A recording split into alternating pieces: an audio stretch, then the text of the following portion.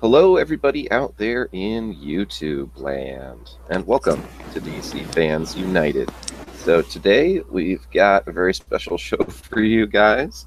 We've got Braylon, who goes by MegaGears on Twitter. He's got a YouTube channel, and he's here to talk to us. And once again, we have the returning champion, Larry King.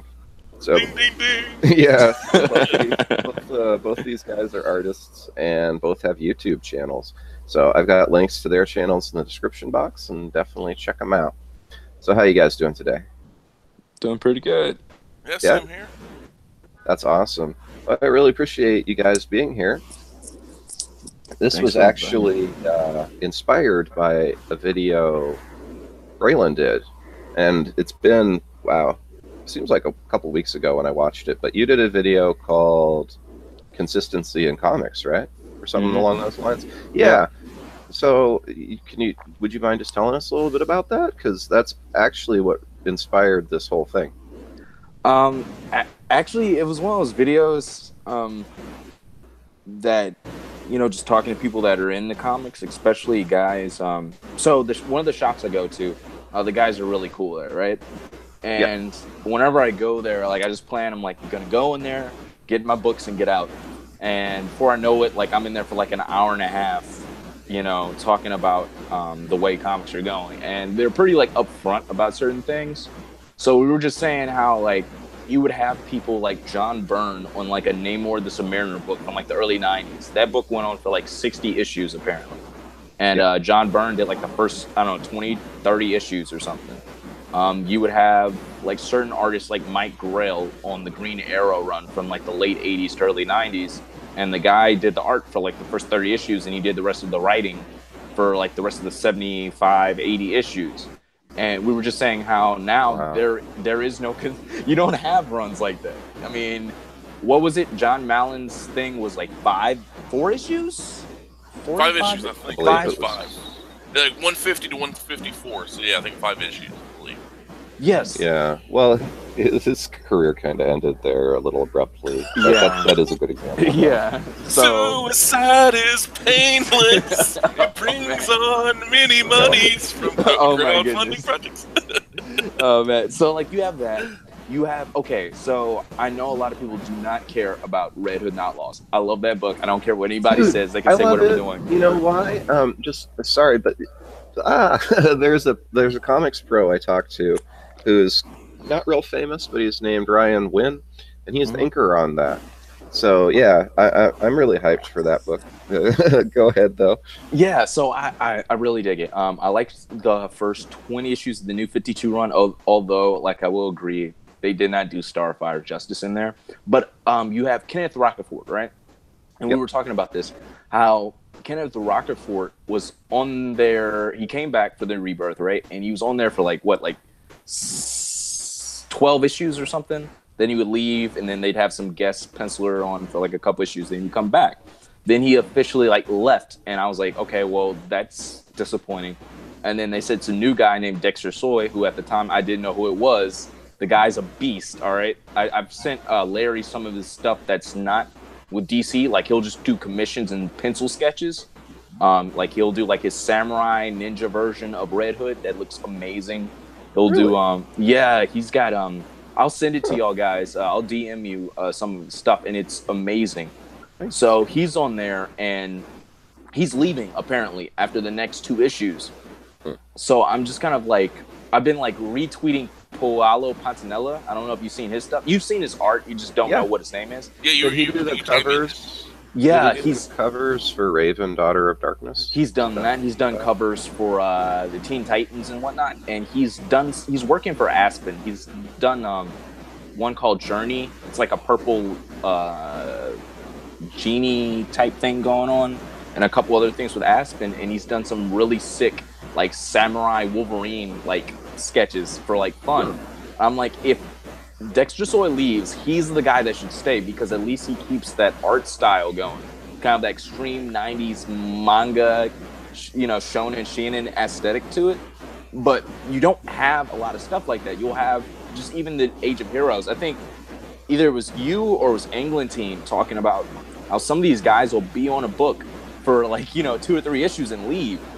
and that doesn't really inspire confidence. You have to have a solid run, especially like what's the deal? You have Age of New Heroes.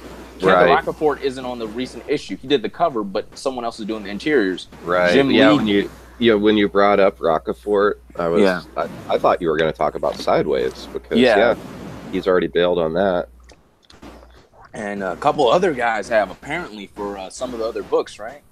Pretty much all of them, except for Philip Tan. And then there's a couple they've only had one issue, so it's hard to say. Yeah, but it'll happen eventually. I mean, John, the one person who shouldn't even bail, and I know a lot of people hate his artwork. I love it most of the time. His DC work has been very more missed than hit. But John Romita Jr., the dude is a beast. He could put out work on a constant basis. He's a work machine, though. I will exactly. But for he's gone. He's gone for Silence, and the Zerchers come in. But it's like that makes no sense. Like, okay, what else did they put him on? Like, they should have put him on like a Batman book or a Batman verse book or something like a Nightwing book. I don't know. Like that would be interesting. Oh, gosh. Nightwing's very much like Daredevil, so there you go with the. Nightwing, sure. I don't know about a Batman book. Well, a Batman book, like a Batman verse book. You know what I'm saying? Detective Comics, a Batman-related title. Exactly, like something. But his Batman, I'm not a. Well, also I hate the new Batman design with the outline, but that's neither here nor there. Gosh, they should have just kept him on the Silencer. His art was actually pretty decent on that. Yeah, it worked. It worked for the book because it had like kind of a vibe. Yeah, and it's got a good little following too. The Silencer. When I bring up New Age of Heroes, a lot of times that's one of the books people seem to be reading. Although I think it'd be like my 5th favorite of the group. Yeah, I know a lot of people love the Terrifics book, but even Reyes is gone, right? Oh man, he only did issue 1 and 2, and he didn't even do the cover. He didn't do the cover on issue 4. See, that right there, that's ridiculous. That's because Ivan Reis, he went over to do Bendis's Superman, or Man of Steel. What a waste. What a waste of an artist. But no, seriously, it's like, why as a reader, why should I, and as a customer, why should I pay good money for a grab bag of creators? Like, okay, I might like these guys individually, but I like consistency, especially if the story arc isn't finished. Like, I want the same team on a whole story arc. If the story arc's done, then you put a new team on and like switch them out, because some artists don't move that quick. Like like you were saying about Rockefort, where he did 12 issues and did like a little break and then came back on Red Hood and the Outlaws. That kind of thing, I have no problem with. That right there, that's fine, because you know what? Sometimes they need a little bit of a break. And even back in the day, Marvel would do that. You'd have like Sylvester doing something, and then I don't know, Romita would pop in, Romita Jr. would pop in for a bit, and then Sylvester would come back, or you get Chris Sprouse or somebody. You'd have these people pop up, it's like a relief pitcher, and then come back. The main guy comes back out and does his thing. But now it's like, 2 issues here, an issue there. Like, okay, whatever, big deal. Like, they can't even do like a whole, they can't even do a whole arc. They couldn't even do a year's worth of books. They do a year. It's like amazing. Oh my god, I can't believe they did this. Yeah, you guys are talking about 12 issues. I'm like, I wouldn't, I wouldn't mind that at this point. Like, the New Age of Heroes, especially like Damage. I'm pretty hyped for Damage, or I was. I kind of am still, but yeah, I bought the first 4 issues and I got to issue 5. And I was in the comic book shop. I picked it up, I looked at it, and I was like, oh, Tony Daniel didn't do the art, and I put it back on the shelf. Yeah, that'll happen. So, what's the deal, DC? You gotta have some follow-through on this stuff. At least finish the first story arc with the same artist. Like the Terrifics, I actually still like the Terrifics. I'm gonna keep getting it. But they've gone through 3 pencilers. 3 in 4 books. What the heck? And it isn't like Marvel's problem where they don't want to pay nobody. DC pays apparently pretty well. But yeah. What's the deal? I can understand if. Well, they're almost all doing other stuff for DC. Yeah. It's like Tony Daniel. They put him on Deathstroke Batman book and Batman, and Ivan Reis. They put him on Man of Steel, and Jim Lee is apparently running the freaking company with George or Jeff Johns out. So I don't know. DC is just sometimes I worry. Let's just say it like that. Well, it worries me too because you're looking at a company that really doesn't know what they're doing. I understand with the whole, New Age Heroes, they were putting the artists first, like doing that, the artist listed first, which was weird because it was weird to see that you don't really see that often. The artist listed first, then the writer, and so on and so forth. But then when you're doing that, you would think, oh, that's an artist-driven book, which clearly Damage was, because all it was like splash pages. It was like worse than any of the Youngblood books. I will never stop harping on that. No. 40 pages. Fan service is okay. To a degree. It was like somebody saying, hey, here's nothing but ice cream. That's your meal. Like, it's so good. For $2.99, I love that ice cream. I'll eat it up. Garbage ice cream. Oh my goodness! But Flash pages of a guy punching. Oh, that's it. That was it. Like I can understand if the splash page was like something really interesting or something, but it's like, I was so good. Go into a rant mode, but no, that's why you're here. Go ahead, Larry. Do it. You know you want seriously. to. Okay, Tony Dangle was a great artist, but the problem is when you have somebody like Tony Dangle left to his own devices, or maybe even given. He did the 10th. He did a fantastic job. He didn't do over the top splash pages. He did splash pages that mattered and had interesting stuff. Where over DC, for some reason, it's like he's lost his damn mind when it comes to art. It's like, okay, we got a 20-page comic, and half the damn thing is nothing but double-page splashes where nothing happens except somebody's getting punched, and there's like nothing really interesting. It isn't like where you're doing. You see the top left corner of the double-page spread. You see like the Damage as a small figure, and he's battling something like a helicopter, and the helicopter see it crash. So it's like showing like a progression in time in one double page. Which I've seen that before. Scott McDaniel on Nightwing did that. Really cool stuff. But that was actually a single page, not a double page. I'm like, yeah, that could be interesting. There's something done, but nothing's interesting being done. This isn't really. They're artist quote unquote driven, but there's nothing really artistic about it. This isn't. Some Jim Steranko kind of level deal. I hated the book because it was, I don't like the idea that's like, hey, it's Nick Fury Jr. Well, it's nothing like over at Marvel when they did the Nick Fury Jr. book, the James Robinson and forgot his name, the artist's name, but they Kafu, I think the artist's name is. They did a very poppy, Jim Steranko look. That was artist driven. Nothing else was really going on in the book. I thought that's what they were going to do for this New Age of Heroes. No, what do? They just get some names on there for the first 2 issues or so, and then they're bounced, and you get somebody else on. Now you're not getting these bottom-of-the-barrel Marvel artists, but I like the consistency. And that lack of consistency throughout DC, as of late, has been the biggest problem. And, there are. I mean, that's what we're talking about, really. I mean, there's multiple issues that pertain directly to the lack of consistency in DC Comics. And I mean, I go by DC Fans United. I'm a DC fan, but I'm also going to shine light on problems. I'm not going to gloss things over. So, I mean, there's the New Age of Heroes, but then we also have, well, I'll go with this topic since we're talking about artists switching out. I don't know if you guys have read No Justice, that 4-shot, or taking a look at it. The closest I did was that oh, DC. You skipped it. I flipped through the preview and I was like, I don't care. Okay, but you know what I'm talking about. And issues 1 and 2 had really good art. And then issue 3, it was like hitting a wall. The art changed because they switched out the artist. And it was Riley Rossmo, who's a pretty good artist, I guess, but he has a really unique style. And I felt that to be a real inconsistency, was the art degrading so heavily. I know it for a looked lot like of his art, though. That's the problem. It barely looked like his work, because it's. I don't know if it's the same, because the art he's done. It's a cryptozoology book, the one with Bigfoot and everything. That book over at Image from many years ago. Yeah, he's a real good artist, but like to go from the artist they had, or the first 2 issues, not mistaken, was that I think it's Jorge Jimenez. He's the guy that's doing doing Justice. Yeah. Oh God, that's another thing. Okay, so they did this 4-issue No Justice thing where like you have like Harley Quinn and Starro and all this other. Starro.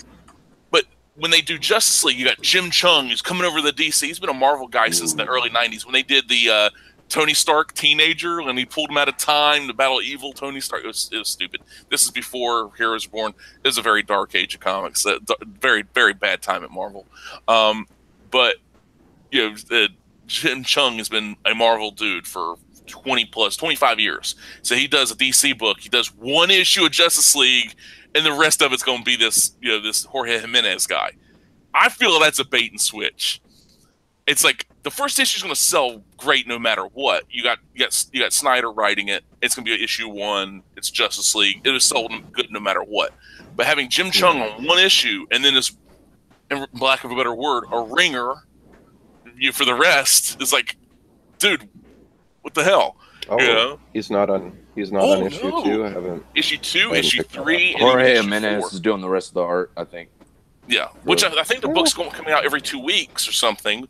But at that point, like, to be honest with you, Jorge Jimenez is pretty good. I think it's just the fact that when you get a particular art style and you promote that book like that, you're expecting that artist to be on there at least for a complete arc. We don't even get a whole arc with the same artist anymore, so that's a big problem.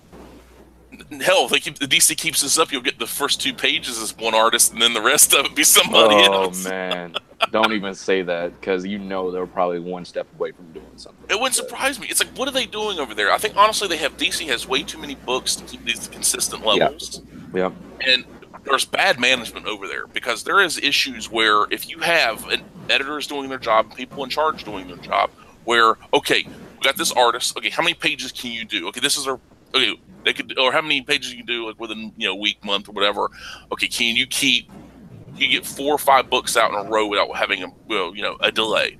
Yes, great. Well, we're going ahead and they used to write this stuff out months and months and months in advance. Yeah. I think it's one of the problems Chuck Dixon had over DC was where he had so much written out ahead of time that he well, you didn't check with us and this and that, but he did his work, and then I think they kind of then they're going to those writers' retreats or something along those lines.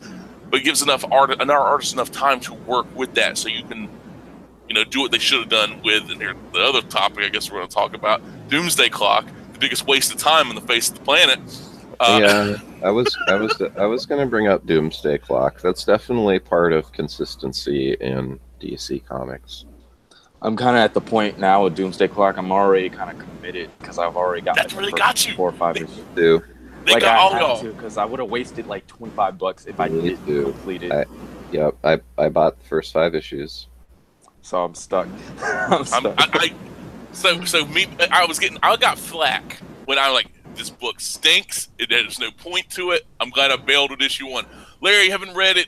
You should give it another chance. No, I will not. And why did I not? Because it's that $20, $30 in, and you're like, well, in for a penny, in for a pound. It's like, yeah.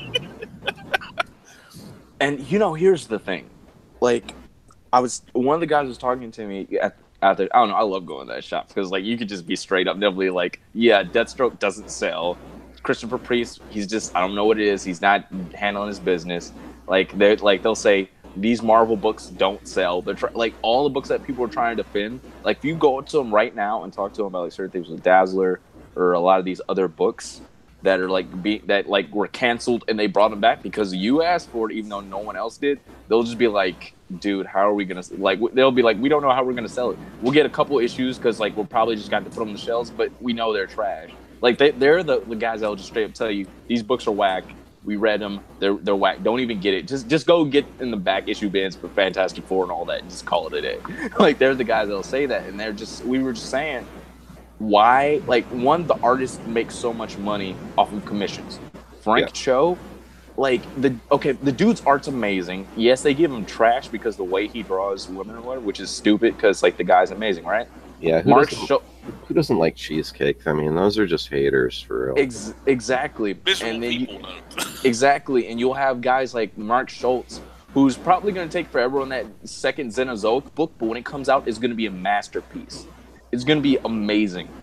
You have all these other great artists. I was reading X Factor issue number 71, which is when Havoc joins the team. It's basically a new start. Peter David, Larry Stroman, the first issue of that run. Dude, Larry Stroman's art. You know, when you see art, like the reason why, like somebody was saying, like you post way too much art all the time, and I was like, and they're like, do you do art? I'm like, no, but I wish I did, because when I see amazing stuff like that, that makes me want to learn how to draw. Larry Stroman, like Mark Schultz, Frank Frazetta, Dave Stevens, like my goodness, man. Like you see, it's hard to go back when you see art like that on a book. It's hard to go back and look at like this mediocre workman like stuff. Like it, like you're trying not to be snooty, but like when you see that, you're just like, it's like I had that. I can't go back now. It's too late. I've been spoiled.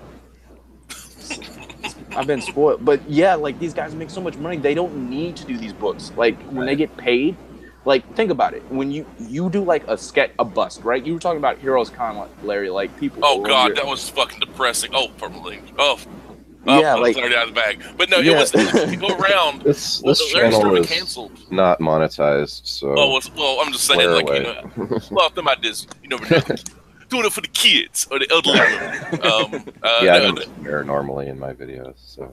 Well, I try to keep it, you know, somewhat tame. But no, seriously, it's like going through Heroes Con, and there's so many of these people, and they're doing sketches. Like years ago, like a couple years back, like you'd see.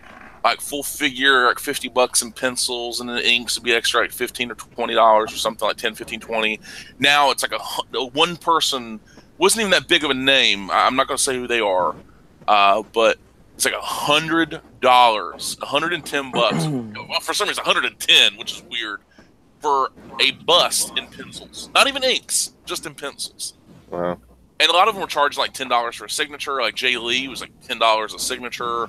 A lot of them were like $5 a signature, or they ask you to donate to a charity. I don't do charities. I don't donate to charities. I don't donate to homeless. I take care of, if I see somebody needs help, like somebody, whatever, I'll help them directly. But I'm not giving to some charity that I just assume will do good with my money. But a lot of these artists, they can make so much money off these commissions. That's the great and terrible thing about the modern day internet, because even Frank Cho, who's doing these, he'd do these cover sketches, you know, the outrage covers that he used to do a lot of. Well, he apparently just recently sold one on eBay and made like $1,000, over $1,000 for it. I guess he previously would sell them like $200-300 at conventions. So now these cover, like $200 or $300 seems like a lot. But you're getting an original cover that's been seen all over the internet and this, that, whatever. Yeah, no, that'd be pretty cool. Those are worth it, I think. Well, $200 though. $1,000, like, and now, like, because he's making money, so I should be happy for him. Not really, because it's like now it limits the, like, you know, it's like. And now it just takes it up to another bracket. It's like, you know, where you've got commissions, you've got conventions, and then you've got competitions. So you could make a lot more art drawing some make a lot more money drawing some promotional art for a video game than you could do drawing a comic book for a year. You know, Dan Panosian, who he worked for Marvel. He did a lot of Uncanny books back in the day. He did some Image books. He did most recently a series called Slots. It was about gambling and crime, and kind of organized, you know, kind of like a grifter, a guy, you know, taking money from people, you know, like long cons, short cons, that kind of thing. But I talked to him at Heroes Con. He worked at DreamWorks, the video game division over at DreamWorks. And he created Kung Fu Panda, or one of the people responsible for Kung Fu Panda, because it's supposed to be a video game first, and then Spielberg saw it and they made it into a film series now. And he said he's gonna be working over at Marvel. He didn't say what, but you know, you can like. He's like they can't really, you know, like he's like, I'd like to be an editor. I could actually show them what to do, like somebody that actually knows art to be an editor over there, not just some, you know, coffee swilling, I want to work at BuzzFeed kind of person. But it's all about it really, at the end of the day, these people make so much more money elsewhere nowadays that they can't make in comics. And even like your love for comics, it has to really outweigh that money, because that money talks, you know. And here's the thing, like, okay, so there's a whole bunch of dope artists on Twitter. Now, some of them cannot do sequential art, all right? They just can't do it. They can't do monthly titles. Some can. Like, there's that dude, Kyler Codfelt or something that I showed you that was doing, like, all the Marvel swimsuit issue type things I sent to you. Okay, he's done, like, pencil sketches of panels and layouts and stuff like that. And I think he's like, I'm trying to get on a book, but here's the thing. I was talking to a friend. I was like, yeah, but it's Marvel. I said, I don't care who it is. I just want good stories, good art, and interesting characters to back up stuff. So I'm slowly just going back to older stories, man. Like, no lie. Like, I got all 4 volumes of Liberty Meadows. Later on when I get the chance, I'm gonna get Batman White Knight book 2. I mean, not book 2. Batman Dark Prince Charming book 2, because I have book 1. I like Enrico Marini's art. I might get the Scorpion because he has like the first couple volumes. It's all his creator-owned stuff from Italy, right? I'm probably gonna already have Jim Valentino's first volume of Guardians of the Galaxy on order, which will probably be in next week. I'll grab that.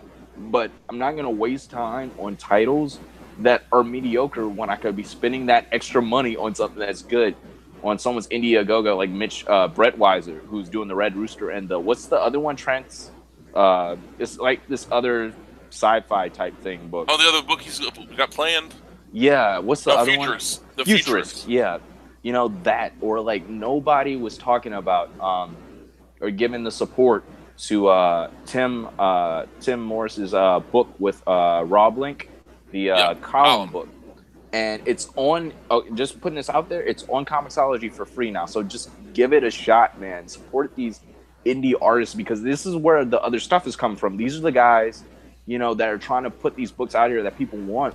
But because it doesn't have DC slapped on it or Marvel, they're just like, oh, no, we don't want that. And then they'll turn around and hate buy these books. And I'm just sitting over here, I'm like, Marvel doesn't care if you buy it to hate buy it, roast it. They just want the money.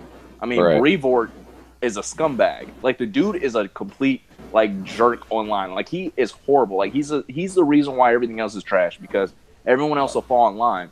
When I retweeted Demi's DMI. I forget what his full name, but you know who the guy I'm talking about. Oh, the comic. Second Prince. Second Prince. Indie Prince. Yeah. Yeah. He's a cool guy. Yeah, he is, and he took a picture of some panels from the New Warriors, and there was a character in there. And I took a retweet. I was like, I retweeted it, and it was one of those type of things where I was just like, hey, Tom Brevoort, wouldn't it be cool to have this, bring back some of the 90s? And he was like, there's no power or force on earth that will bring that back. We're about moving forward. And I wanted to say something smart and snarky. And I did. And I jumped in. I was like, that's why your books are getting canceled, because they're trash and you're horrible to the customers. Posted a picture of Legacy underneath it, not even said anything. I wanted to, but I was like, generations. It just would have been blocked, and you'd be like, looking forward, you're an example. You're an example of this and that. I'm like, you know what? I'm not gonna waste time. I'm just gonna there's LSD Illustrations that does really cool stuff.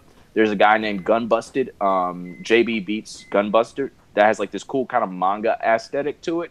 Animation look to it. I'm like, check these guys out. Stop wasting time on these people that are rude, that don't care, that assume that they're entitled. Just get this stuff, all right?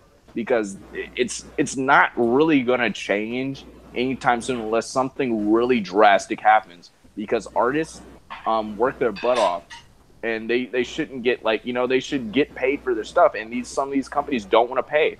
Right. So they're going to go where their money is. Where's the money? Character designing for video games, for movies, doing cool art for MMORPGs. I'm telling you, man, these Koreans, these South Korean guys that do these art for MOBAs and stuff like that, do some sick killer art on their art station. There's this guy, Puppeteer Lee, that does this cool kind of manga oil painted look to it, but it's digital art. Is amazing. But these guys, games too, make so much more money compared to even their budgets. I mean, they can afford to. Their art budget is more than an entire comic book's budget by far, I'm sure. Mm-hmm. Yeah, but also when working in that system, even though they do get paid more than comics, but they can easily be replaced just like everybody else. That's the thing about comics. And DC, you got all these this murderer's row of creators, these artists, and now you got some good writers too. But I think they have better artists than they have writers. As much as like Snyder and everything, but I like Snyder in some things. I'm not a total Snyder fanboy. And it's recently with that revelations about the whole identity crisis stuff, that it wasn't Brad Meltzer that decided that Sue Dibney should have been raped and murdered and all this other stuff. It was editorial, which they Didio. That's what I was like, oh, I'm glad it's redeemed Brad Meltzer. Now I feel bad about thinking poorly about Brad Meltzer for all these years. But Yeah, I mean, his Brad Meltzer's Justice League is like nice and pleasant to read. You know, it's so different from Identity Crisis. that's what's so weird. I was like, because I picked it up and I was like, if this book ain't good, because after Identity Crisis, I was like, I'll get this. I'll get this if it's good, but if it's not, I'm dropping it like hot garbage. You know, this is not gonna. I'm not gonna put up with it. But it was good. It was like, so, Yeah. but I still had like a bad taste in my mouth from Ooh. Identity Crisis. But Yeah, I luckily I read Lightning Saga first. That trade back. It's got like a collection of his. oh yeah, Justice League. the first, I think the first arc or second arc or Yeah, something. it's like the first 6 issues, I think, with Lightning, or not Lightning Lad, Karate Kid, and all that. Yeah. Yeah. Well, with the you know, tying in with the Legion and everything, but Yeah. it's like with these comics, like you know, with these comics creators, like there is no excuse for this behavior, for them jumping ship so quickly. It's like, what else? Where's the fire at, guys? Like, what what important book are you on next? And it's like consistency, like like Patrick Gleason, who was doing Superman. And with they would rotate writers out. If you're going to rotate anybody out, you can rotate out a writer. Okay, like I can, but visually, I need to. It's like if you're watching a movie, and like usually movies and comics can't really be that compared that often. But you're watching a movie, and so you're watching, I don't know. Okay, here you go. You're watching, let's say old Star Wars or something. So instead of having Mark Hamill and Harrison Ford, here comes a janitor and a little league baseball player or something. Like, wait, what? It's like two different things. Basically, just comparing the old Star Wars to the new Star Wars. But no, I actually think my comparison would be a much better film. The janitor and a little league player probably do a better job. Be better than The Last Jedi, I'm pretty sure. Oh God, that's for damn sure. But yeah, and there's no excuse for these like editorial. It feels like mismanagement. Like these people don't know what they're doing. Oh, it is. Yeah, I mean, that's another thing. I made videos about this. I tried to warn people once I found out, but the Fourth World Omnibus that came out, yep, in like earlier this year or maybe last year, had several big print errors. That's a big, fat, expensive hardback book to have print errors in. You got to lay the blame solely on editorial for that. They ran ads for that book. I mean, that was probably DC's biggest omnibus for the year. It's Jack Kirby too. Like, it's almost disrespectful in a way to not do it properly. I found that to be really kind of shameful from DC, and they didn't, when they had a print error with Crisis on Infinite Earths for one of the hardback editions, they recalled the book. And they sacked the editors who messed up. But in this instance, nothing really happened. There was no repercussions. I don't know if they even did a statement. So things are kind of falling from their pinnacle. Well, a lot of them are just insulated. That's the problem nowadays. Too many people are insulated. They get a job because they know somebody, and they know that, and the person they know is high enough up the food chain. High enough up the food chain, they'll end up insulated from any kind of harm or like losing their position, their job. And also, you got human resources involved. So now people that don't do their job still get to keep their jobs. And also, you have that mindset. Oh, I don't know how to get nobody fired. I'm like, you just cost us, tens of thousands, like maybe $100,000 worth of money, whatever, to print this book up because of your screw up, and you get to keep your job. No, that doesn't work that way. It shouldn't work that way. Not at all. And quite a few people, once they found out about the print errors, didn't buy the book. So they lost money on both ends, really. I mean, they deserve to lose money on both ends because that right there, that's a big screw up. And you could say it's the printer's fault too, but a lot of these printers are unionized. I've talked to people that worked in that, that industry, and they're unionized. They have their jobs protected. They can't be outright fired because of the unions. So, like, a bunch of Canadians printing this stuff up. Do you think they really care? No. If you didn't catch it, and then, like, say, we're not paying for this. Get this, sorted out. But they don't. It's like a lot of people. It's like this apathy is set in, and that's on the editorial level. So God knows what they're doing on the creative level. You know, like Jim Lee years ago, like with the whole Heroes Reborn, and this is what's so funny about it. When after him and the rest of the Image guys left, and Marvel backed up trucks of money, they were going bankrupt at the time. It says, "No, let's throw money to get more to make more money, spend money to make money," you know. And they threw millions of dollars at Jim Lee and Liefeld, Willis Pascio, and all these other guys, and ended up, Jim Lee's like they offered to actually keep the Heroes Reborn line going if Jim Lee would actually draw some, because Jim Lee, being Jim Lee, he only did there's 13 issues in his Heroes Reborn issues. Like I always thought there's 12. Apparently there's 13. 13th issue was basically a tie-in with Image Universe, the Wildstorm stuff. Oh, really? Yeah, it's like has like a you see Maul from Wildcats in a Fantastic Four costume, which is just bizarre. It's like, and then you got a bunch of other characters in there, but he only did like first 5 issues of Fantastic Four, and that happened a lot of the case. I mean, hell, the Captain America run, the I felt Captain America, he only did like 5 issues, and the rest of it was like you had other artists, writers come in there and do all the rest of it, and like because they were just getting paid millions of dollars, they could just hey, here you go, do this gig, and they could just hand the money out. And Marvel was going to keep it on if Jim Lee would go back and draw issues, and he's like, no, I'd rather not do that. So and then his reason for selling off Wildstorm to DC was to go back to being an artist.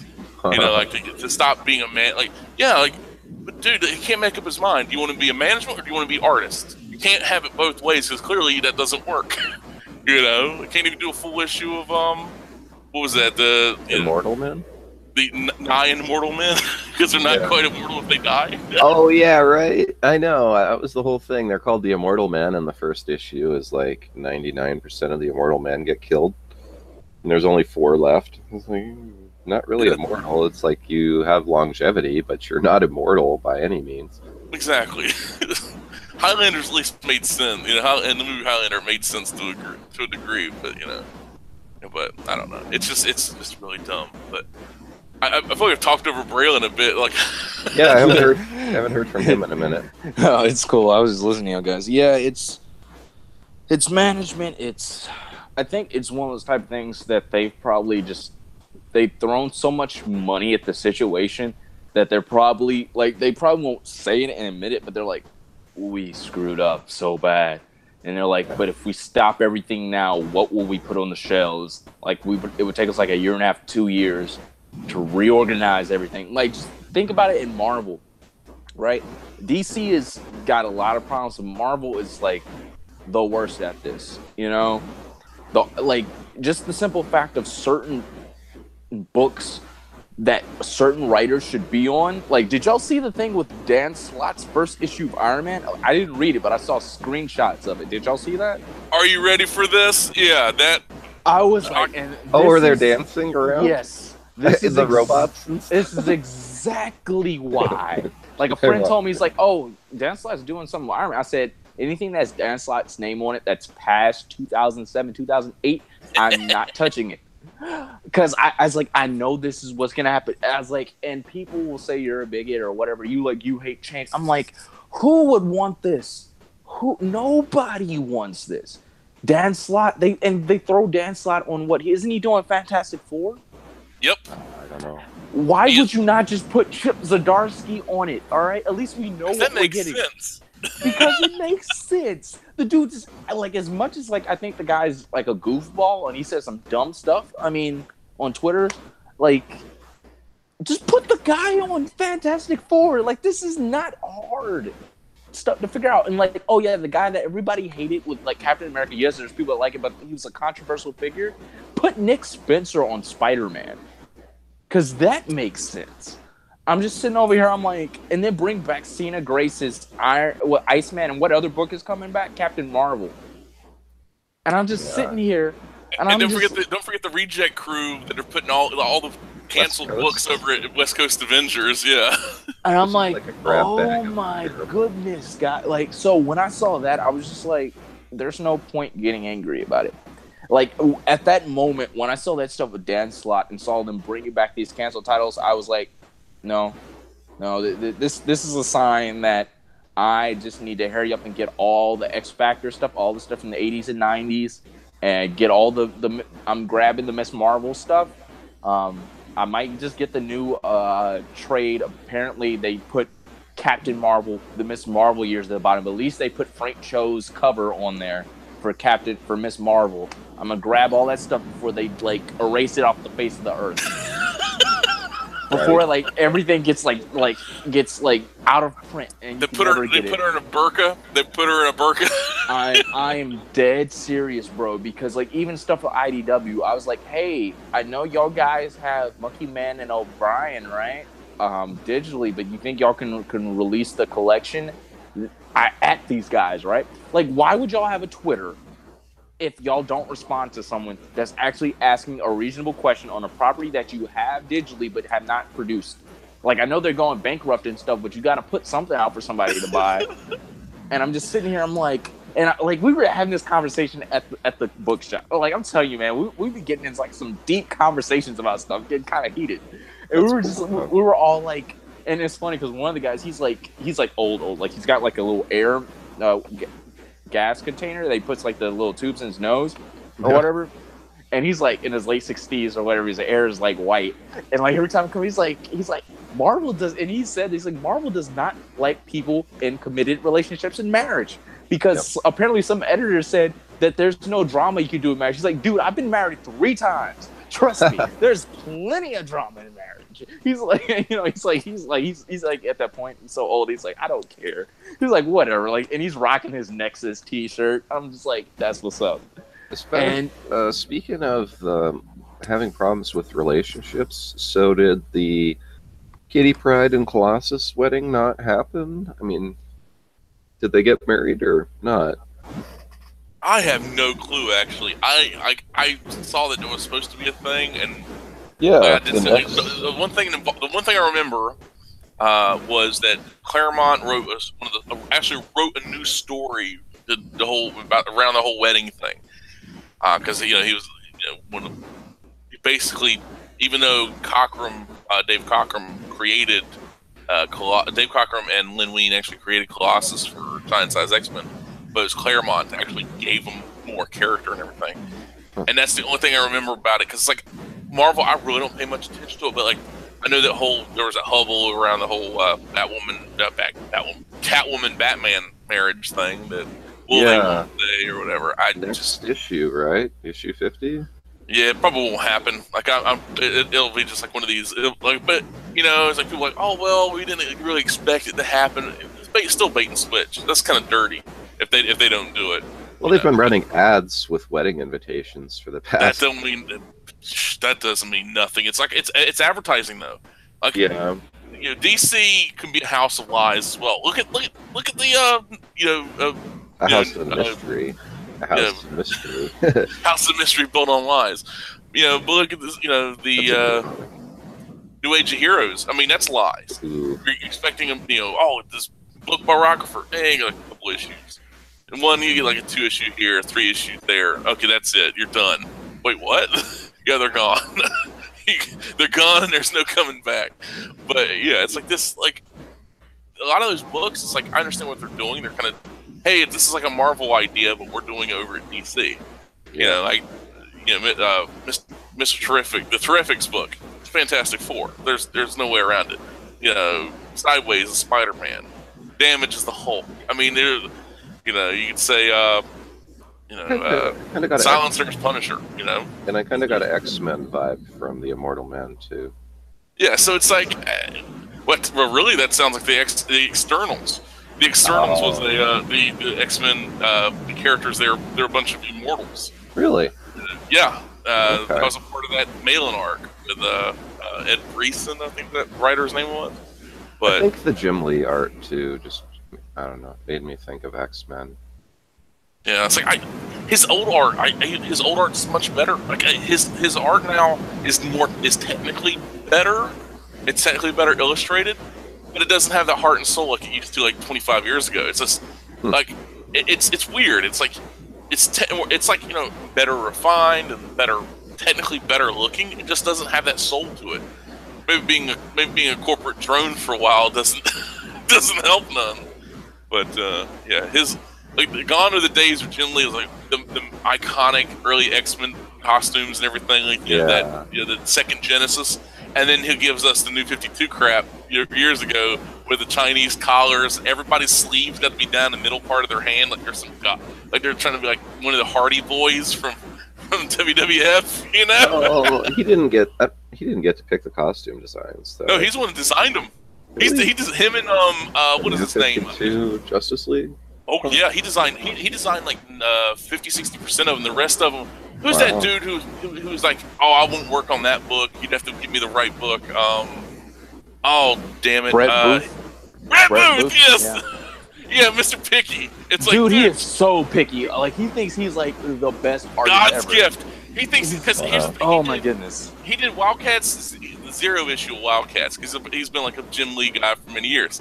Well, look how well that's got him. I mean, he did like that horrible Teen Titans New 52 book where it's like they use a piece of, like, I understand this, they're going for, yeah man, this is like real, like it's like 90s, dude. It's like their Superboy has the Superman symbol, it looked like the ink printer was running out on his shoulder or his bicep or something, and then had S shield taped and on a piece of paper taped to his back. This is the genius guy, like what Jim Lee didn't design, Brett Booth did, and so you want to see what's so bad about like a lot of those New 52 designs. That's on Brett Booth. Those New 52 designs stunk. I have the volume 1 of the New 52 Justice League. It stunk, dude. It's called Justice League. The first issue doesn't have the Justice League in it. Oh, it's a slow build. Don't give me that slow burn bullshit. Give me the Justice League. I don't want Batman with Green Lantern that has Superman at the end. I don't want Batman, Superman, Green Lantern, with Wonder Woman at the end. That's what they did. Parts of the Justice League. I mean, it's not like they're showing the Doom Patrol. It's like the Doom Patrol for the first. Oh, that garbage. Oh God, they ain't even in there. Hey, the old Doom Patrol was good. The old, even the old. See, I have the DC Showcase. Well, I have the DC Showcase, and I have the Grant Morrison. I don't have the Keith Geffen. I can't do it, guys. I can't do Doom Patrol. I tried it. The old one or the newer one? Definitely the new one. Like it's the new one. She has a relationship. No. I mean, because there's three. Like, really, there's multiple eras of Doom Patrol. The three known are the one now, the hipster Doom Patrol, which is now new Animal and Young Animal. Yeah, I can't get that's it's garbage. Just too weird. No, it ain't weird. It's garbage. It's badly written, badly illustrated, and doesn't help none. They got that colorist, that Bond villain on colors. But I'm talking about the one in the late '80s as well. Was that it was like Grant Morrison? Yeah, like I don't know. Maybe I just need to look at it with a new set of eyes. You're too straight laced, dude. You're too clean cut, man. You need a little bit of weirdness in your life. There's scissor dudes walking around like cutting folks out of reality or something. Here's an honest question. The original Doom Patrol from like. And then there's a dude that ends up merging with a woman, and they're like a mummy body of like a man-woman thing going on. Rebus, the negative man, negative woman. It becomes a negative it. It's a female. And then okay. Braylon, here's a question you have to answer. You have to answer a simple question. This is have you ever seen a UFO? What? Have you ever seen a UFO? Yes or no? It's simply yes or no. No, bro. Okay, then guess what? Then Doom Patrol by Grant Morrison is not for you. I've seen more than one UFO. Grant Morrison Doom Patrol is for me. Oh my God. No, but seriously, the old Doom Patrol, the Bruno Premiani. I actually got the book right over here. Find it real quick. Oh crap. I like the original Doom Patrol though, and they reissued it. It had a George Perez cover. It's really awesome. It's the old school team with Robot Man, Negative Girl. It's like wholesome too. It isn't all edgy and Grant Morrison. No, it's like the Doom Patrol one, the old school Doom Patrol one. Yes. My Greatest Adventure number 80, June 1963, which predates X-Men. X-Men. I love it. Like, X-Men ripped off because you got to think. Because here's the thing: like Kirby was doing like a whole issue in like a week. So you got to think if they saw something a week later, they could have the book art done. and then that book could be in print less than a month later. So if they saw something like Fantastic Four is a ripoff of Challengers of the Unknown, Yeah. X-Men's a ripoff of Doom Patrol. It's all about like what they changed. Like, yes, of course, Doom Patrol has never been as popular as as X-Men. Ooh, not even close. But you have a woman named Rita Parr, who is called Elastigirl. Parr, far, like close enough to the Incredibles movie. But yeah, I'm looking at My Greatest Adventure number 80.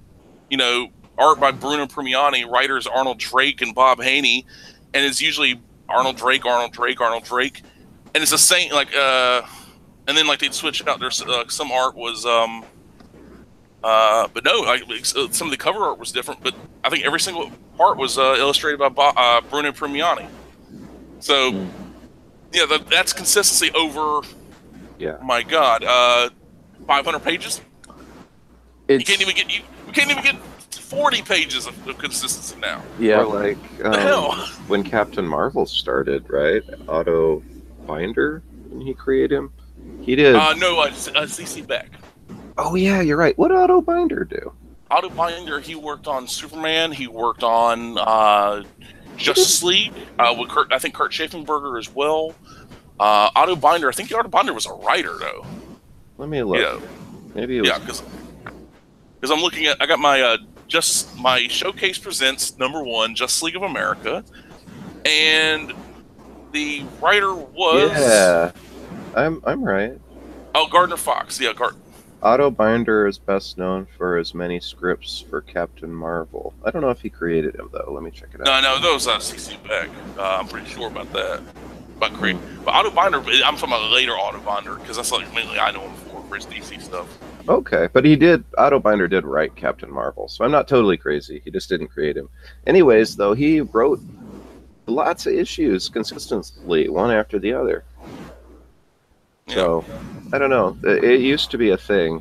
It's just a different time then, though. Like, the whole comic book industry was different. Editor, like, Jim Shooter, apparently, like, people there working there did not like him, but the dude got stuff done. He was a great editor in chief. People don't, like, Joe Quesada is a corporate stooge. He does not care. The fact that they're pissing off folks to not give, like, here's the thing. They're like, it's not for you, but they don't want to give people what they asked for that they were willing to buy. That doesn't make any sense. They won't put Mary Jane and Peter Parker back. But to be honest, I don't want them back together because with the writing team that they have, the writing staff, people say they want that, and I wanted it too. But then I started thinking about the writing staff. Nick Spencer will probably do some horrible marriage. It'd probably be like some weird, messed up, abusive thing going on. Or it'd just be like, it'd make marriage look horrible. Like, seriously, They would find some way to just suck the life out of it. Like, just think, like, me and Larry, like, we were talking about this with Top Cow, right? Yep. And that's an image imprint, right? Exactly. Okay. I stopped for a second because I thought I lost y'all guys. It went quiet for a second. But yeah, it was one of those type of things where I dig Cyberforce, right? I know it's a ripoff of X-Men, X-Force, or whatever. I don't care. But it's one of those things where it was cool. It had energy. It had action. I've been trying to collect the single issues because they lost the negatives of the prints. But then they re-released the thing, and they made a remake, and it's just trash. And people got onto Matt Hawkins or whatever who wrote it, and they basically said, "Hey, this isn't good," not in a nice way, but he was like, "Why is everyone so angry and complaining?" I'm like, "Dude, you released a trash product with whack art. I mean, what do you expect?" You have a book called Cyberforce, and you're expecting Cyberforce like something along the lines of what previously came before, but a new incarnation, because previously the book would come out and they'd do like 12 issues and then it just kind of peter out because of some event, because that's what happened in the last Cyberforce book, the one after the Hunter-Killer stuff. Mm-hmm. And then previously back in the day, like they had the old school Cyberforce where all these Michael Turner got his cut his teeth on, and all these other guys cut their teeth on. Ben Sylvester doing that. Well, he didn't really cut his teeth, but started out. Yeah. But you had this women were sexy, men were the beefcakes with the whatever, the big guns and multiple arms and that kind of stuff, and everything looked cool, and they threw you into the book. Like the first issue has a Velocity running for her life from Ballistic. Yep. I have like, that issue. I have like the first like 0 issue to issue 3, I think. Or well, issue 0 4. issues. Actually, 0 issues usually are 0 issue takes. When it sequentially, it was like 1 through 4, then the 0 issue, then 5, because that's what Image did that across the board, because there was like I think mostly across the board, because Wildcats was like that, Youngblood, and I don't think Spawn had a 0 issue, but that kind of thing. Like they had usually the 0 issue was like the origin kind of thing. Like they like they hit the ground running the first 4 issues, which now everybody's gonna do a slow build. And I hate that. I've seen that Brian Edward Hill, the co-writer, the one who did did that Cyberforce book with Hawkins. I've seen him on Twitter, and everybody's like, "Oh, he's a real nice guy." I'm like, he might be a nice guy, but dude, that Cyberforce book sucked. And then not to even mention the fact, like, bro, you know how pissed I was, because especially like reading the original Cyberforce, then reading what's the dude, Pat Lee or whatever. And then I'm trying to get that trade, though, in, like, hardback. I might get around to that one of these days. And then Kenneth Rocafort doing the art for the Hunter Killer Cyberforce and for the Velocity book, which was pretty fun, by the way. Like, it felt like it was supposed to lead into another book, but you could tell they're like, it's probably not going to happen. Which it will not happen. They ruined Ballistic. Like, I'm serious, bro. They ruined my waifu, bro. Like, they completely... They made her a dude, man. First of all, they shaved her hair off. She looks like she's like transitioning, dude. It like, bro, like Ballistic is supposed to be like the female version of Cable that like you see like a hot bad girl, but you're like, don't piss her off because she'll like break you in half. And they just completely just like ruined all of that. Like she's supposed to have attitude, and Velocity's supposed to be kind of like nice innocent one. Like the two sisters. They ruined that, dude. Like I was just like, what are y'all doing, man? Yeah, just stick to DC. You'll be all right. Yeah, sure. Yeah. Oh yeah, After like we listed all the problems with DC for the last 30-40 minutes. Nah. Oh, God. It sounds so much better than Marvel, though, from what you guys are saying. Well, it's like, the thing about this, DC, I have a feeling DC, like, everybody's like, well, at least DC's better than Marvel. I don't know, man. Like, there's some stuff going on lately that's making me think, like, it's really making me think, like... The new Vertigo line? The new Vertigo stuff, the Black Label books, which I understand that's a separate deal. But, oh my God, you know the thing on Twitter, if you see a bad ratio, like, you're like, it's got like 50 retweets, 200 likes, and like 2,000 comments, your replies. Yeah. The DC and the Warner Brothers thing about supporting refugees, that ain't been going well at all. Oh dear. And it's like I've seen a lot of look, Robin, it's the virtue signal. Oh my goodness. It's like, because they're saying like Superman was a refugee, and you're like, this like, they're like, Superman ain't real. And also, if you want to be serious, he brought Brainiac, he brought Bizarro, and Doomsday was already here. If you want to be correct, he already landed on Earth. But you have the Kryptonians, the Phantom Zone criminals, any and every bad thing Superman has done. Superboy Prime. There you go. Oh man, Superboy Prime's the worst. So it's like you want to if you want to be serious for a moment, you want to be like, all right, but it's like it's stuff like that. I think DC is going that way slowly. It's like hopefully they're resisting the change that's being forced on everyone. They're not. You can see that they're slowly. They're not as bad as Marvel, but it's slowly happening. That's why it's so slow. It's because they're resisting it. If people had their way, all the books would be like the new Vertigo ones. They're trying. Like Superman being married to Lois, and he's got Jonathan. Yeah, until Bendis showed up. Until apparently they're doing something. Oh yeah, Lois is missing, huh? Yeah, see, that's they're gonna kill Lois, and then Jonathan's gonna die because marriage is all. I don't know. That's the Marvel disease. Bendis is. If Bendis just did creator-owned works, he was known previously for before he did the whole Ultimate Spider-Man and all that stuff. He was known for Powers and stuff. And Powers. He also did Sam and Twitch, which was a crime book over one of the Spawn spinoffs.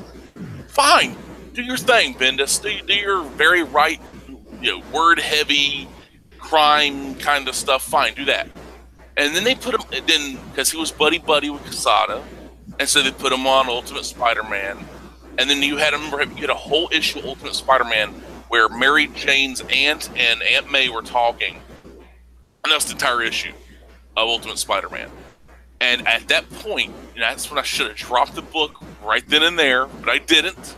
Just like with Daredevil, it's like, oh, it'll get good. I was in that it'll get good mindset.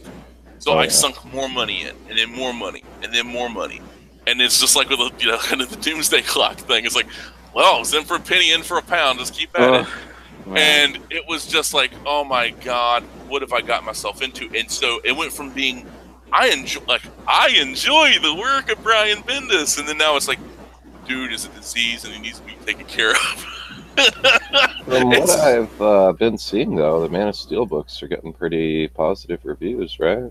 But at the end of the day, that doesn't matter. It's like, review, like when it comes down to reviews, and it's like a lot of these books, how often do you see these main books getting real bad reviews? It's like, a lot of the stuff is like people, you're trashing this book, just don't like it, so they got to temper their, opinions and this and that. At the end of the day, but I mean, it wasn't mainstream reviewers. Like Yellow Flash and DNC both gave it good reviews. Their opinions don't matter for dick to me, so we know where you know where I stand on that. It's like, it's pretty surprising, though. Guy who commissioned the list, and another guy who calls people cum dumpsters. Yeah, that's really beautiful. Like their opinions matter, but that's neither here nor there. Don't get Larry started, man. I know. He knows what he's doing. He's good at pushing buttons. He does that all the time. He's like, welcome down to Funky Town. No, but seriously though, that's the whole fun of Twitter. It is. Oh, it is. But it's easy to do too. You just push a button and then log off and come back, and there's like exactly it's like somebody threw like the Green Goblin gas, like oh man! But like it leaves and then comes back and the place is all torn to shreds.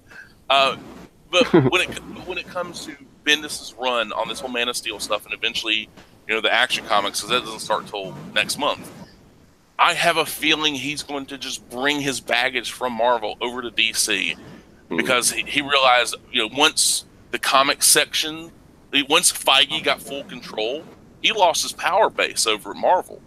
Because he was trying to move into the movie, TV stuff, and that horrible Powers TV show. Oh my God, was that bad? That was so bad. It's a Sony exclusive. I'm like, oh, screw that. It was garbage, and it's like, people that should have known better. But no, they didn't, of course.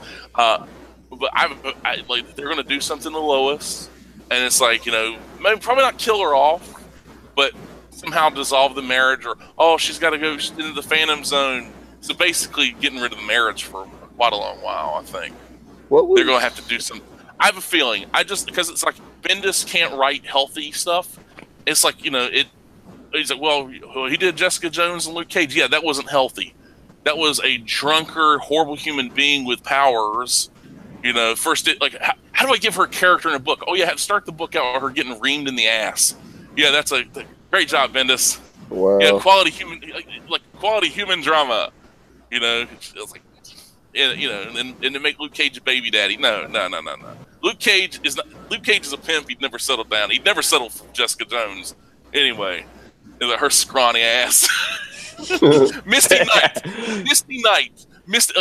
Like that right there. Misty Knight should just grab Jessica Jones' hair and just rip it right out.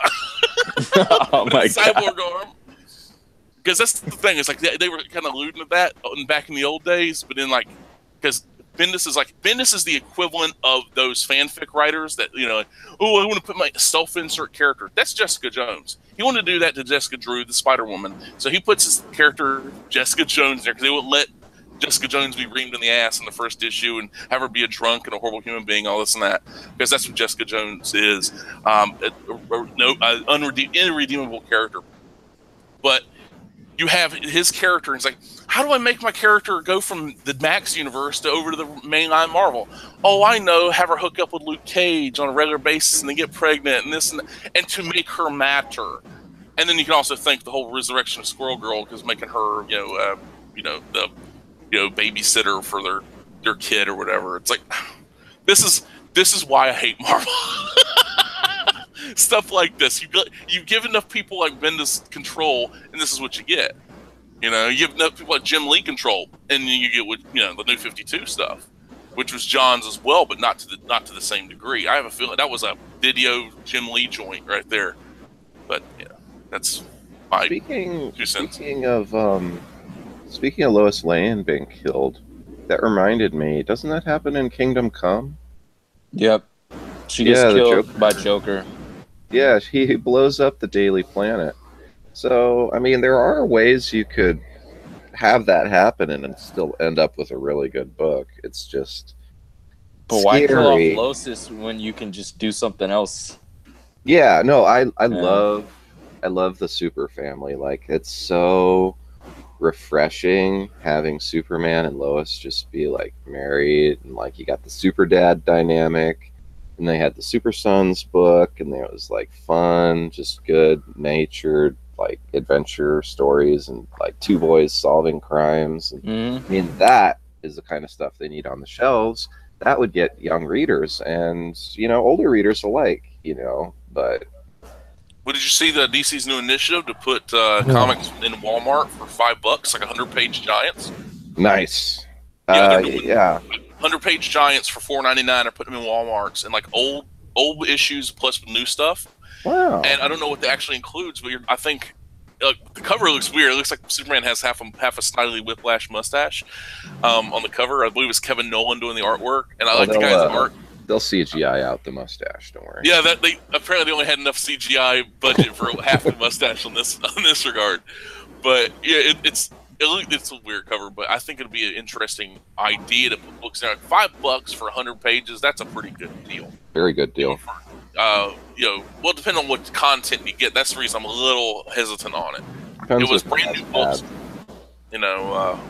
but considering that's a 20-page Marvel book for $5, I'll pay $5 for a creator-owned book if it's like something like self-published or something along those lines, or it's going directly to the creator, not to a corporation that can, it doesn't really need the money. Like if they were using that money to get better artists, but they don't because they can't, and because they have no inclination towards it, because nobody wants to work with them because they're psychos. But yeah, it's like this kind of idea of getting books out there to people. My concern is like you could have a great Superman book and like a great artist on there, but if the artist doesn't stay and the prices are too damn high, how do you expect somebody like to get a younger audience in there? Yeah. How do you expect somebody to say, "Yeah, I'll pay $4 for a Superman comic," when I could go, I could buy a video game off Steam for $4, Well, that's for $3 more. You're right, but it is a really good idea for 2 reasons. The number one thing is, when I was a kid, I'm not that old, I'm 33, but I could go to a grocery store and they had comic books on spinner racks. A lot of little kids aren't going to go into a comic book shop necessarily, or if they do, they got to call get their parents to take them to the next town over, because there's barely any comic book shops. But everyone goes to Walmart. People would actually buy the comic books if they were in Walmarts. That is a really great idea. And even, printing old comics, that, if I haven't read it, it's new to me, right? Like, that's a great idea, especially if it keeps the costs down. And like we were talking about earlier, sometimes the back issues are better than what they're putting out now anyway. So make a big fat comic, don't charge too much, make it accessible, cut the amount of ads, and we're golden. And here's one of the other things, is that they say these books are for kids, right? Like, it'll be like, let's just take Squirrel Girl, for example, right? It's like, it was supposedly a kid's book, right? Yep. This is just me. This is anecdotal evidence. I've never seen a kid come in a comic shop and get Squirrel Girl. I've talked to people at it. I go to 2. The one that I normally have those long conversations, they'll say, yes, Squirrel Girl does not sell. It's an awful book. It's a trash book. Captain Marvel with Carol Danvers is a trash book. It didn't sell. and they're gonna bring it back. And like the LCS is saying, like the guys in my shop saying it's not selling. Not to mention, Marvel's books are $4 or $5. What kid for that demographic is gonna have $5 to throw away on a comic book? They're gonna spend that on candy. You know what I'm saying? Or wait for the trade, or wait for the trade. Like they'll see is like, oh, like so you got a kid that really loves the Hulk, because I know a lot of people like the Hulk. Like that's great. And you go in and you want to pick that new Hulk book up, it's like $5. And like screw that, you know. Like and like I'll wait for it when I'll get it on off of Amazon. So that store is gonna go without the sale, you know, because it's like a mystery book. You don't, you know, no telling on the quality, you know. So it's like, you know, it's just one of those things. It's like the price points hurt more than they help. And like the spinner rack thing, I don't know if you saw this, but Diamond's actually going to be dealing with retailers, like comic shops directly, where they're going to, I don't know if it's going to be leasing them out or selling them outright, but spinner racks where like the local comic shops can contact local like drugstores or supermarkets, this, that, or whatever, and get the spinner racks in the store and sell them through consignment, basically. Like stock the spinner racks with books. The only books they could probably you'd probably move would be like Alterna books, or like $1.50 a piece. And then it's like, oh, Alterna, $1.50, $4, $5 for a Hulk book, you know, it's that kind of thing. You put a bunch of those Amazing Age books on a spinner rack in a Walmart, it would be bare by the end of the day. Yeah, that's a scary thing, because it's like if you do that, but Walmart's really weird when it comes to a lot of their stuff, though, like getting stuff in there. Apparently, that's what Peter Steametti like kind of gotten across a little bit on Twitter. But you know, if you could crack that market, damn it, you could actually have comics, and it's like where, like I really think like that kind of not for children comics, but all ages. Like anybody could read this and enjoy it. It doesn't. You don't have to be a kid. You don't have to be an adult. You don't have to be a kid to only enjoy it. You don't have to be an adult to only enjoy it. It's like anybody can, and you can move that stuff. And I think that would be great. Because I actually met those people. I met all the creative team, Christine, Jeremy, and Matthew, and I met them at Heroes Con, and they are the most incredible people. They were wonderful to talk to. Like they're the highlight of Heroes Con for me. And like we're talking, it's like, and I did want to like find out. I did want to find out from. It's like it feels weird. It's like because you get like I've seen a couple of live streams they've done, and a couple of Richard's fans show up. Yeah, you owe your success to Richard because he's talked about you. It's like how that must feel really awkward. It's like somebody show up like in your mentions or on your live streams, like you owe your success to this one guy. You better praise him. Or his acolytes. What live stream was that? Oh yeah, one of the Alterna streams. Like they did like two. Yeah, and I'm like, oh my god, this is like that's asinine. But it's funny. It's like it's funny, but it's in a cringe way. But well, that's the thing. It's like it's because of Richard promoting Alterna. It's like because I guess they assume that it's like because he says something that all their sales are because of him. Yeah, he's promoting them because they're good and they make a good product for a low price. Like. That's on them, you know. And improve somebody like Eric Larson full of shit because the whole you can't print comics on newsprint, it costs too much and it doesn't look right. Excuse me. Here you go. Your image stock sucks. But like I wish, like I honestly wish DC could do this and get away with it. Archie for many years, and I don't know about you guys, but like I still see Archie Digest in stores. Yep, me too. And if DC were to do something like that with old school Doom Patrol and Silver Age Superman and Wonder Woman and Batman, like the old 60s style Batman, there's so much material they could reprint and do it in a, like, remember those Shonen Jump books, like $5 for like 500 pages or something? Ooh. Imagine that kind of deal. Like you know, like newsprint style stock. Oh man, they could do so much too. Like Halloween time, put out some House of Mystery with some of the old, you know, spooky, campy there stories. You go, like switch it out, like because a lot of those stories were done in ones anyway. You could have like on the cover, you could be like the cover of one book could be like the Flash Superman race, like have that issue inside and a bunch of other stuff, and then Halloween you could have the haunted tank or house of mystery or something. Yeah, weird Western tales even. Yeah, like a creature commandos, stuff like that. Like you could have anything, but that idea would make, I think, you can get more people in there, and then so you kind of hook them with that, and they'll go back and want to be interested in older stuff.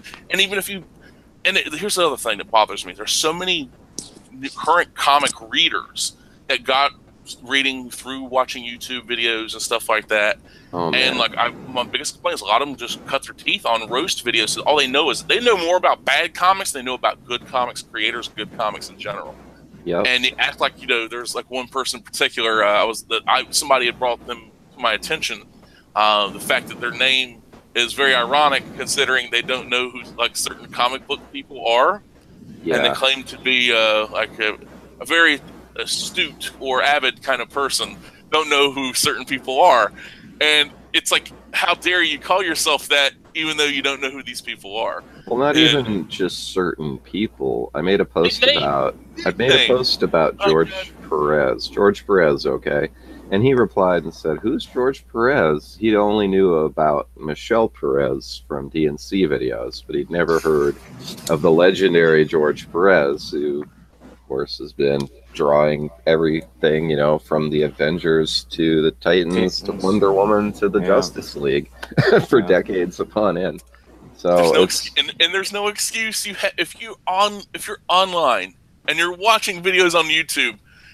One would assume you could go to Google and type a few words in, like comics artist, and then I'm gonna do that right now. I'm gonna see what happens when I type in comics artists.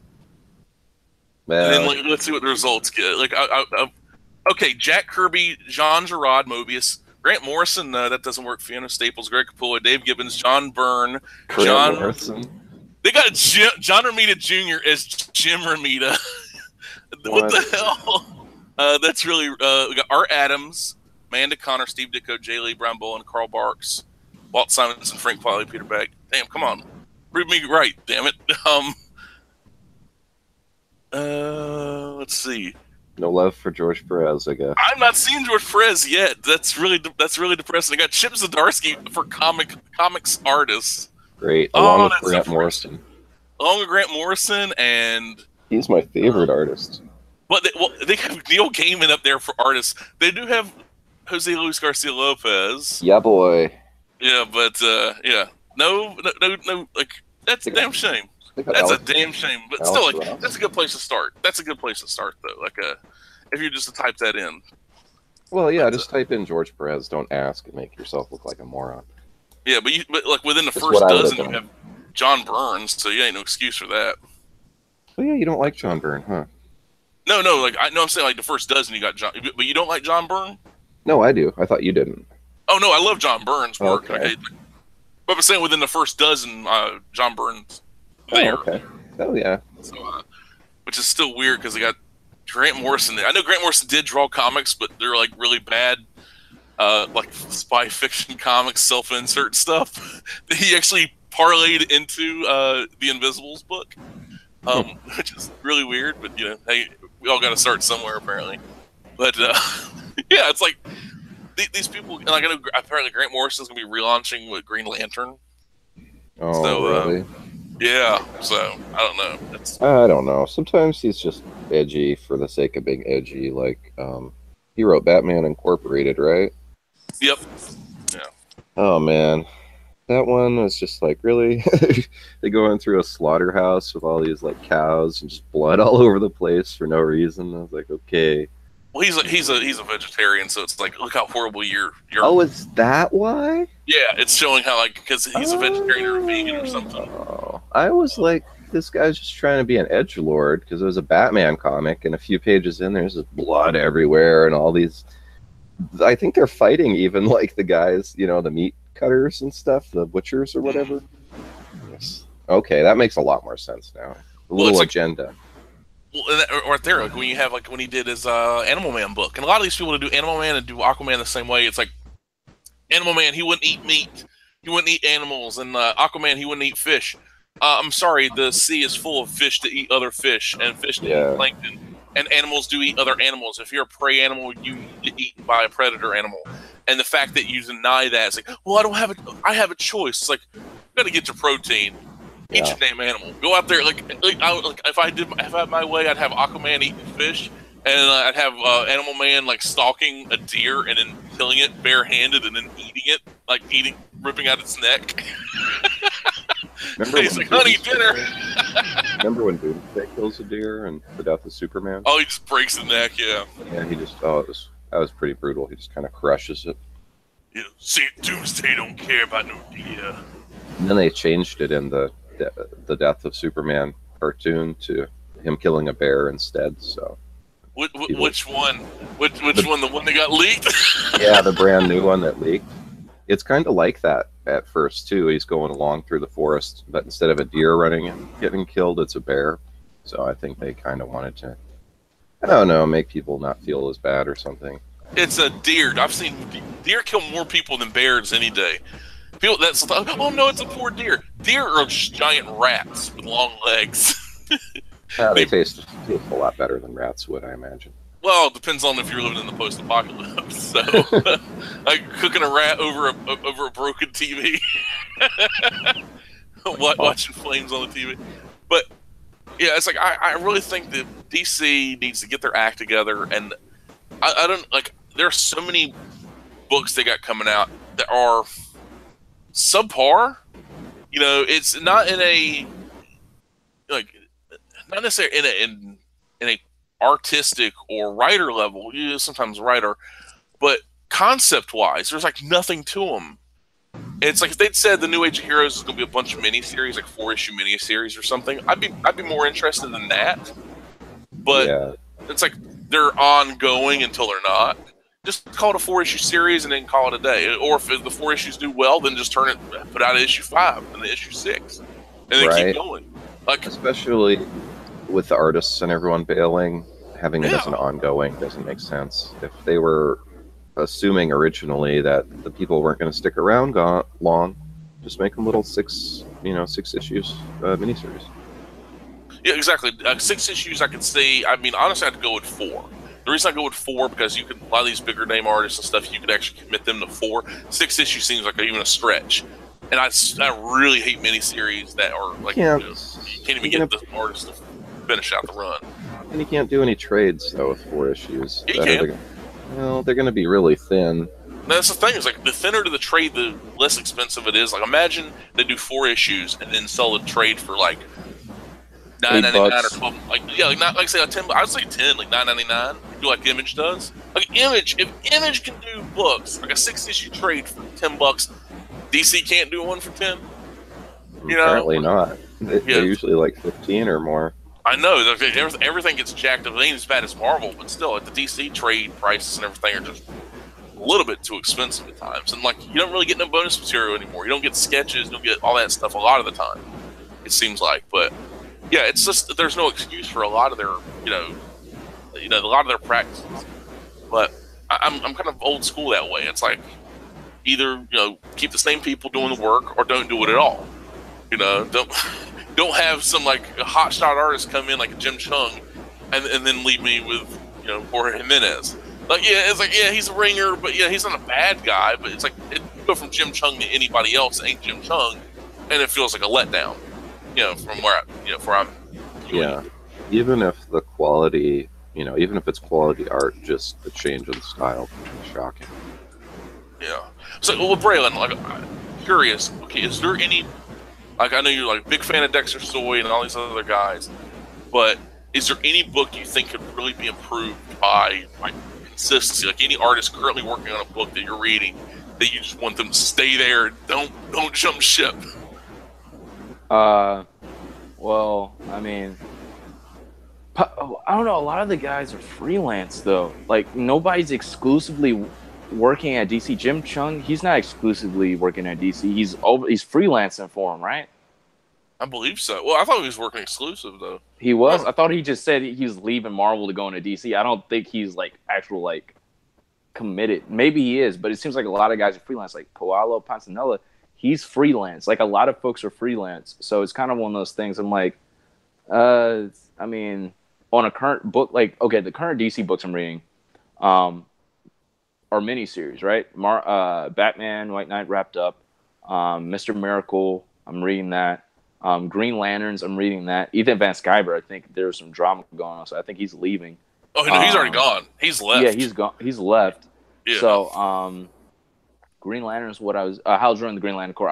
I didn't mean to drop Green Lanterns. It's just there's so many books to keep up with. Something had to go.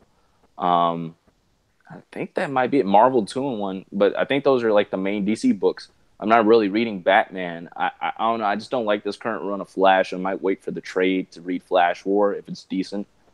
But to be honest with you, I think Red Hood and Outlaws is like, if you gave me a list of books, and you said, here is Batman, here is Justice League, here's Red Hood and Outlaws, and here is Flash, I would get Red Hood and Outlaws. So that's just my book that I really like. Current Batman stuff is okay. But let's just say it like this. If they had to switch somebody off and put Paolo Pantanella on Red Hood and Outlaws, I'd be like, bro, don't go anywhere. All right? Stay with me, man. Stay with me. Stay on the book, please. Because y'all seen the man's artwork. I like, and it's funny because when you see their like other commission sketches, it's almost like it's better than the DC stuff. Like it's almost like they have to tone down their art style a little bit so it'll fit with the book. That's kind of how I feel like it is. Like Dexter Soy, Kent Rock, like they tone down their art style a little bit so it can kind of fit with the comic book aesthetic. But yeah, Paolo Pantanella would probably be one of those guys. I would like to see Sean Gordon Murphy on something, but I don't know what else he would do. I would like to have him on like The Question and make it like a noir-ish miniseries. Question. I want the Renee Montoya question though. I want full-blown Renee Montoya question. Like none of this. I like the original Question. Don't get me wrong, but I would like to read it, but the first volume is like $120 because it's out of print. So I'll never be able to read it unless I want to pirate it or something. Oh, you mean the old Steve Ditko Question? The Question from the late '80s that ran for like 30 years. The Dennis Cowan, the Denny O'Neil, yeah. Dennis Cowan stuff. So I'm just like, it's impossible for me to read because out of print, and DC is printing all these random books that nobody asked for. Like, Batman, Superman, Justice League of America, which was like some weird run that nobody really read, but you can't give me the Question. I don't get it. Yeah, so, it's just popularity, what people buy. You look at Batman's always, well, not with all these special books coming out the last couple of months, but usually Batman's always the #1 best-selling book. Mm-hmm. The past couple of years. Oh, I know. And Marvel, what was it? CB Sabols? No, was it CB? Someone was over there was really boasting last month about them selling the most comics, and it's like, yeah. First of all, you guys are supposed to. Second of all, variant covers, like 7 variant covers, and then way more than 7. Yeah.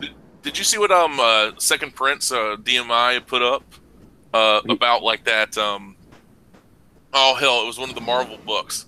It was like you have to buy like 200+% of the normal rate to get easy. And that right there, like I'm like, I understand you might have customers that want the variants. I'd say screw those customers. They said he had to buy 105 copies, right, before he. Fantastic Four, yeah, I believe it was Fantastic Four now. Yep. Could you imagine all those unsold Dan Slott Iron Man issue #1 stores can get stuck? Oh my God, staring you in the face. Because people want to say, oh, well, this is a different version of Mariko Tamaki's She-Hulk. What's the one with that had cover with Hellcat on there, and it was like somebody graffitied it with like a Sharpie or something? You know that weird looking cover? Oh, I remember. That was in my shop. That thick stack was there for like 3 months, man. Like I came 3 or 4 months. I'm not kidding. Every time I came in there, I was like, it's still there. It's still, and the stack was the same. Nobody touched it. Boy, I wouldn't. Even if I liked She-Hulk, I wouldn't buy a cover like that. I've got the John Byrne collection. Yeah, like I mean, I've read that. I'd buy a John Byrne one. I would, but like, and there's so many. Like, you could just make a fun. But here's the thing. I'll say this real quick, but I'm gonna have to hop off pretty soon. Okay. I will say this. It's kind of one of those things. One of my main beefs with this is that people will complain about. Sorry, somebody had to decide to drive with their Harley and rev it up. But anyway, so yeah, it's one of those things where people will complain about certain characters, and they're like, "Oh, they ruined Carol Danvers. They ruined Power Girl. There's no power. They did all this stuff." And if you ask them, "Have you bought any of the books?" What's the answer they're gonna tell you? Probably not. They probably never read a Power Girl book. I feel you need to put your money where your mouth is before you start saying what you need and what you want. Like, I went and bought Amanda Connor's was it Power Trip, Power Girl run, John Byrne's She-Hulk stuff. I mean, buy the stuff. All right, if you're gonna sit there and whine about how these characters, like, you're part of the problem. You didn't buy it, so of course, you know, they're not gonna go ahead and support it. They're just gonna do what they want with, you know, their echo chamber. So support and, you know, pay for the stuff. Don't go on, you know, read some scans. If you're gonna read scans and pirate it, don't complain when a book gets canceled. Okay, you know, this is just kind of my thought process on it. Definitely. And don't hate buy books. Don't turn around and ignore all these indie artists that are doing quality stuff because it's not DC or Marvel. You know, and that's the thing, is basically the YouTube views. Because, like, when I first started, I was trying to get the views, and now I just, like, I don't care anymore. I just talk about what I want to talk about, and if it gets 5 views, that's okay with me. At least those 3 comments will be a more meaningful conversation than people just ranting about SJWs 24/7. You know, like, you throw up SJW video, and I'm just so tired about hearing it. I don't care about Michelle Perez. I don't care about Tim Doyle. I don't care about all these other people. These people were famous because you retweeted their stuff like 600 times. You didn't, that book about that indie guy that was like busting his butt to produce something, you didn't, it got like maybe 6 or 7 retweets, and that's it. But something with Tim Doyle or Michelle Perez or Tom Brevoort, you're going to retweet it like 800 times. So, I mean, the consumer is part of the problem, because the videos to hate and buy stuff, those will get a whole bunch of views, but they won't talk about anything else.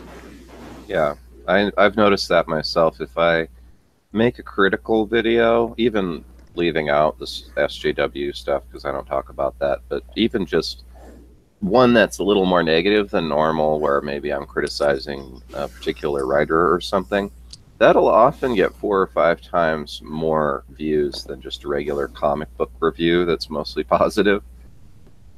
Yep. So yeah, it's a dynamic, you know. Do you want to spend all this time making something that only a few people are going to see, or do you want to try and, I don't know if you want to say pander or cater to a larger audience? So it's really like a personal decision. But yeah, I'm kind of in agreement with you too. I'd rather just make things I care about, even if it gets less views. Yeah. Especially it's not monetized. So. It really is the way it goes. It's like, you get, you know, that's why I like Braylon's content. He's passionate about what he talks about, and what he talks about is like why he likes this book, or brings up, or like certain the lack of consistency. Why can't they, you know, what's so wrong with this? I mean, this is like a good, you know, it worked in the past, it could work now. Like, people want this, like stuff like that. And there's so few people out there. It's like kind of using your powers for good, if you want to put it that way. But it's like, you know, clearly, you know, the whole Brevoort thing, which cracks me up, because I was like, you know, forward into the future is like, you know, into the meat grinder. I was like, that was a great little thing I was popped up with. You never replied to that. I'm surprised. I wonder why. But it's this, you know, if they don't want to produce it, you got to do it yourself. And I think that's what a lot of these people are doing. And like, even like the Wildstorm book that DC's doing right now, Warren Ellis with this other guy, I forgot the guy's name, but it doesn't live up to the name of Wildstorm. Like, we think Wildstorm, we think the big guns, busty chicks, and all this and that. It is humdrum, plain, boring. It's like the mundane of the mundane. There's nothing going on with it. It's like supposed to be realistic, quote unquote, but it's like, which means no fun. And so it's a shame to see that happen. But there's nothing I can do about it. So that's why I dropped the book after 2 issues. You know, so it is what it is. Are they doing anything with Stormwatch right now, or? Oh, well, that's the whole part of that Wildstorm book. They've tied it all back together. It's like, I think since the rebirth, DC's kind of, I think they've cut ties with the whole the Wildstorm universe stuff, because I haven't seen any. I haven't well, seen. in the new 52, they brought Wildstorm into the DC universe. Yeah, it's just well, you had Fairchild from Gen 13 running. She was actually in charge of the project with Superboy and other stuff like that. You had Grifter and Deathstroke running buddies. One time. And Stormwatch was its own title. Yeah, with Apollo and Midnighter weren't a couple, which is stupid. Was so stupid. They were both in it, though. Yeah, they were in it, but they weren't a couple. And that right there, it's like... Oh, I just have the first issue. Yeah, they broke up the couple because, like, of course, why not? Really? Well, why would they keep them together? Of course. They hate relationships. Yeah, well, they ain't the only ones. Even gay relationships, they hate them. They just don't want anyone. No one can be happy. it's lazy writing. It's lazy writer. Like, oh, you can't do drama with a relationship. You can do a lot of drama with relationships. That's where all the drama on Earth comes from. Oh my God! What are we talking about?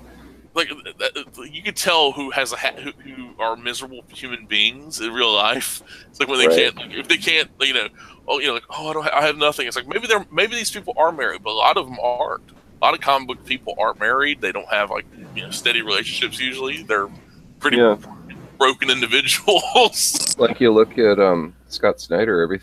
Aside from comics, he just posts about his family. It's always about his kids, about his wife. Like he seems like a normal guy. Yeah, that's all I can think. Right. But yeah, this has been a great chat. So thank you again, dude. I mean, this is a interesting topic, and hopefully we can see more consistency in these books, because lack of it's hurting it. It's hurting the credibility of the creators and hurting credibility of the company. It's hurting sales for sure, especially for comic book shops. Oh God, yeah. Like, who wants to pick up a book? It's like, oh, I can't wait for this book. Oh wait, the artist ain't doing it. Because if my shop's going to be getting a book, I don't bother placing the order. If it's a big book, like, what's the point of placing an order? Because they're going to get it anyway. It's like, so I go into it blind, because also previews cost money to get, and they spoil things for you. So I don't know. Like, that's what. Buy creator owned. That's why I say buy creator owned, because it's all by the same person usually. Yeah. You don't see some ringer showing up and taking over the art gig. Yeah. Well, it was definitely good talking to you guys. I really think we kind of covered it. A lot of the problems in DC and Marvel. I don't know. We might have to do a follow-up or something sometime to try and find some solutions. Is that the solution, you think, Larry? Just going for creator-owned stuff? Because honestly, dude, that's the future, man. That's the wave of the future. A lot of people say it's going to be the crowdfunding books. I think what's going to happen is either people are going to bleed that well dry, because everybody's going to be doing crowdfunding, and you're going to have people like Scott Snyder or Jason Fabok or these bigger names and stuff will come in and like drain the well. And also, I have a feeling you'll have people start doing crowdfunding and then not being able to deliver, like Liefeld and that B. Clay Moore and a bunch of these other guys that done crowdfunding and they not delivered their products yet in over periods of years. So you won't get a couple of these bigger names probably do something that's going to put everybody off of going towards crowdfunding, because they're going to start doing Indiegogo, because Indiegogo, you get to take the money as soon as it's donated. Kickstarter, you have to wait till you reach your goal. Yeah. So that's why I like Kickstarter. Kickstarter's like, okay, it's like you can't just take the money and run. You have to reach the goal. Because Indiegogo, these people that do Indiegogo, because they can take the money right off the bat. You donate $100, you get to take the $100 plus after the expenses and stuff. After the Indiegogo takes their cut, you could take the money, and then the project fails. Oh well, I get your money still. Wow. That's why Indiegogo. That's the only hesitant thing about the whole the Brightweiser Red Rooster stuff. It's like, I understand, because everybody else is doing Indiegogo. Richard did it. Ethan's doing it or done it, whatever, doing it now, whatever. It's like, I understand. It's like, follow the leader. But dear sweet Jesus, I like the idea of actually a project getting funded, then taking my money, and like, oops, Yeah. So that's why I like this is my exception. I'm not worried about I'm not worried about Brett Weisers because they're. Oh, I'm not either. But it's like professionals. because I'm pretty sure it's gonna. They're not gonna do that. They're but, the exception to the rule, though. Yeah, exactly. But Yes. 99% of the time, People we don't. Yeah, I agree on that. People we don't know as well, I would be definitely concerned about. So, So I guess the lesson out there is if somebody, some lesser known creator says I'm doing a crowdfunding and they're using Indiegogo, don't fall for it. Right, or at the very least, be aware that you may not get what you pay for. Yep, pretty much. Well, Alrighty. guys, it's been nice. It's been real, but I'm gonna have to head out. But Cool. Well, I'll let you guys go. And DC, see you around, and thank you folks for jumping in the chat. It's been fun, and I guess we'll see you next time. Yep. Yeah, and definitely check out these guys' channels with links in the description.